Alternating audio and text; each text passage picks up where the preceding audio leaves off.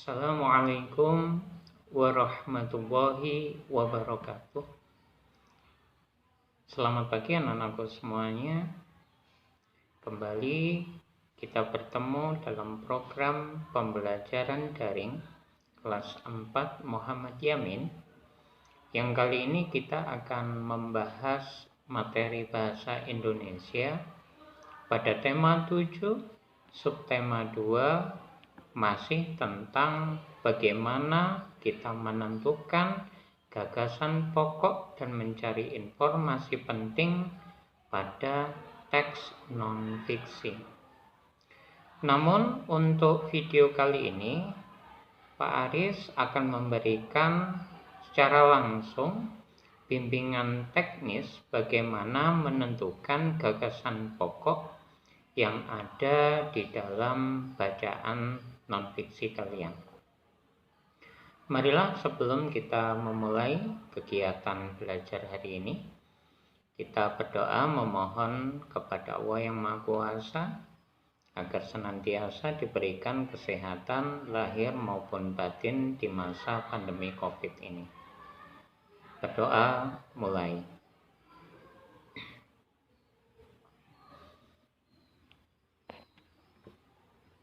Berdoa selesai. Untuk membantu kalian dalam menyimak materi yang Pak Aris berikan di video ini, silakan kalian buka LKS Bahasa Indonesia pada halaman 39 dan dengan mengucapkan Bismillahirrahmanirrahim, kegiatan belajar daring hari ini kita mulai. Anak-anakku, di halaman 39 kalian dapat menemukan sebuah teks dengan judul Dayak Kuping Panjang, Keunikan dari Kalimantan. Coba perhatikan bacaan tersebut, ada berapa paragraf yang tersaji di sana? Benar, ada 3 paragraf. Cobalah sekarang kalian cermati paragraf 1 dari teks bacaan tersebut. Pada awal paragraf kita menemukan kalimat suku Dayak merupakan suku di Indonesia yang mendiami wilayah pedalaman Kalimantan. Tentunya kalian masih ingat materi yang pernah Pak Aris berikan di semester 1 yang lalu, bahwa gagasan pokok dengan kalimat utama itu sedikit ada perbedaan. Kalimat utama adalah kalimat yang menjadi pembuka dalam setiap paragraf yang kalian baca. Nah, untuk gagasan pokok kita bisa mengambil dari kalimat utama, tapi harus dengan cara diringkas. Jadi bukan kalimat utama yang utuh yang kemudian dipakai sebagai gagasan utama. Jadi untuk gagasan utama atau gagasan pokok pada paragraf 1 di teks tersebut, kita bisa menyimpulkannya menjadi suku Dayak, yaitu suku pedalaman di Kalimantan. Kita lihat pada paragraf yang kedua. Saat ini hanya tinggal sedikit orang Dayak yang masih memiliki daun telinga panjang. Ini adalah kalimat utama pada paragraf kedua. Cobalah kalian ringkas menjadi gagasan pokok seperti contoh yang sudah diberikan oleh Pak Aris di awal tadi. Bisa kan? Nah,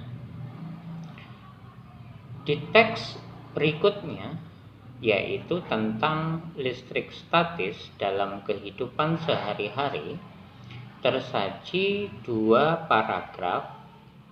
Paragraf 1 diawali dengan kalimat, saat hujan turun sering terjadi petir. Itu merupakan kalimat utama dari paragraf 1. Pak, di sini kalimatnya sudah pendek. Apakah kita boleh meringkasnya menjadi lebih pendek? Catatan untuk kalian anakku, bahwa jika kalimat utama itu sudah berbentuk ringkasan, ada baiknya kalian mempertahankan bentuk kalimat itu sebagai gagasan pokoknya tanpa harus diringkas kembali. Bandingkan dengan paragraf kedua. Pada saat terjadi beda potensial yang tinggi antara awan dengan bumi, awan akan melepaskan muatan negatif agar terjadi keseimbangan muatan. Jelas kalimat ini jauh lebih panjang jika dibandingkan dengan paragraf 1 yang hanya terdiri atas 6 kata. Dibutuhkan keterampilan untuk meringkas kalimat utama di paragraf kedua itu menjadi sebuah gagasan pokok dengan kalimat yang ringkas. Apakah kalian bisa? Pasti bisa. Coba bandingkan dengan gagasan pokok yang Pak Aris simpulkan untuk paragraf kedua. Jadi gagasan pokok di paragraf kedua menurut Pak Aris adalah beda potensial yang terjadi pada saat awan melepaskan muatan negatif. Ini gagasan pokok di paragraf kedua. Sekarang kita beralih ke bacaan berikutnya, yaitu pada halaman 40 dengan judul Mengenal Honai sebagai Rumah Adat Papua.